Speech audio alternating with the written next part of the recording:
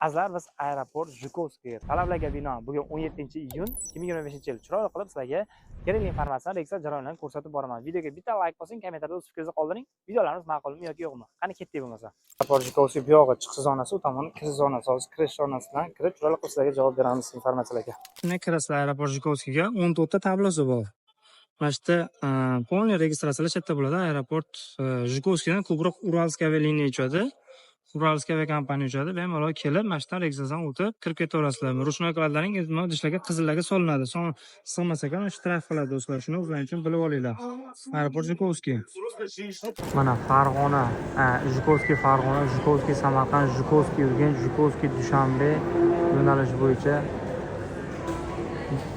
Samarqand, ya'ni Toshkent.